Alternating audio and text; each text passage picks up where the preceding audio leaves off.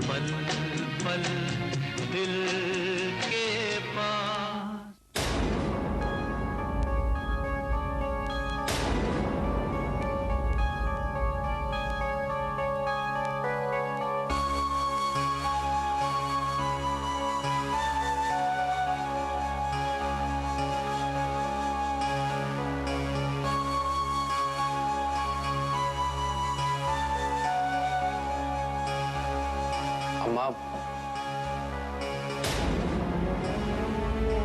अम्मा तुम रहने दो, हम कर लेंगे।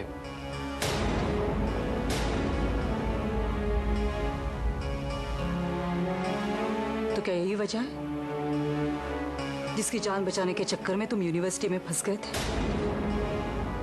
और फिर पुलिस हिरासत में ले लिए गए?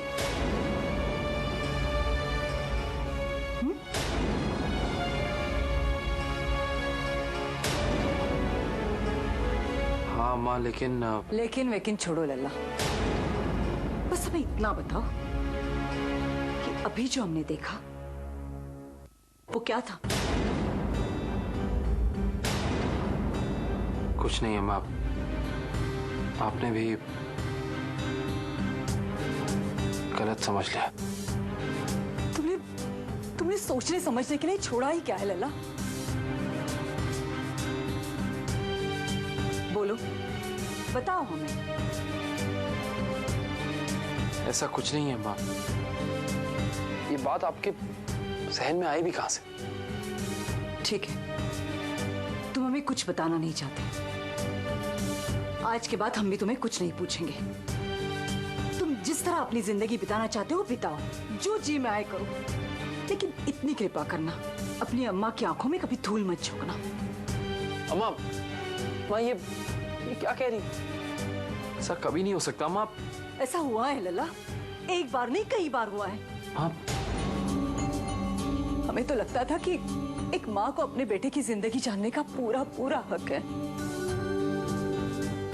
लेकिन नहीं, गलत थे हम। आज तो हमें समझ में भी नहीं आ रहा कि वाकई हमारा तुम पर कोई हक है भी या नहीं। अम्मा, ऐसी बात आपके दिल में आई भी कैसे?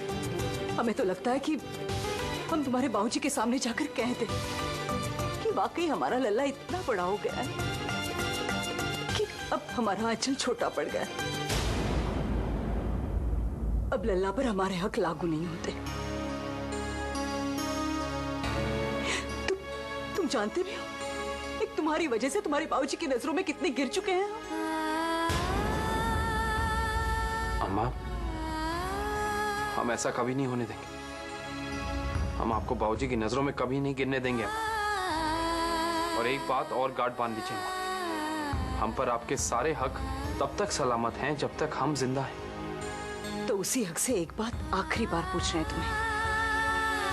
अभी जो हमने देखा उसका मतलब क्या था लल्ला?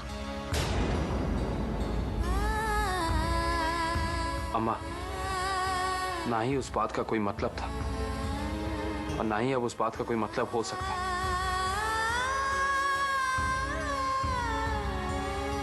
हमने बहुत गलतियां की हैं अम्मा, उसकी वजह से